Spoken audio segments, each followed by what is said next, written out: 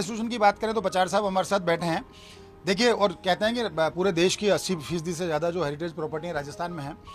Wedding destination के तौर पर जब हम बात करते हैं प्रमोशन की, तो उसमें हेरिटेज प्रॉपर्टीज़ का बहुत बड़ा योगदान होता है।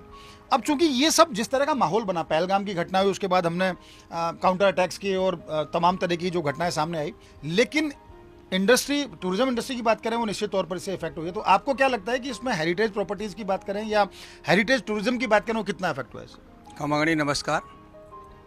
हेरिटेज टूरिज्म और रूरल टूरिज्म ये बेसिकली कंबाइंड सब्जेक्ट्स हैं। जैसे जैसे हेरिटेज बढ़ता है वैसे वैसे रूरल टूरिज्म भी प्रमोट होता है। जैसे कि अभी जो ऑपरेशन सिंदूर हुआ, इससे लग रहा था कि हमारी इकोनॉमी में, स्पेशली हेरिटेज टूरिज्म में और रूरल टूरिज्म में इसका बहुत बड़ा इम्पैक्ट आने वाला है।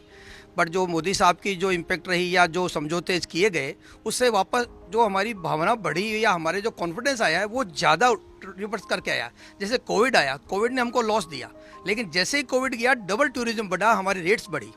और वही मैं महसूस कर रहा हूँ कि इस इम्पैक्ट से अगर जैसे डोमेस्टिक टूरिज्म बाहर जा रहा था, स्पेशली भी टर्की ने काफ़ी अपने टूरिज्म पॉलिसीज़ लाया। हम लोग भी, राजस्थान गवर्नमेंट गई, FSTR गए, कुलदीप बना, उसको प्रेजेंट करके आगे हम टर्की वगैरह लेके गए। अब ऐसे टूर अगर कैंसिल होंगे तो उसका टूरिज्म हमारे रूरल टूरिज्म पर, हेरिटेज टूरिज्म पे इम्पैक्ट आएगा, हमारा टूरिज्म ज़्यादा बढ़ेगा।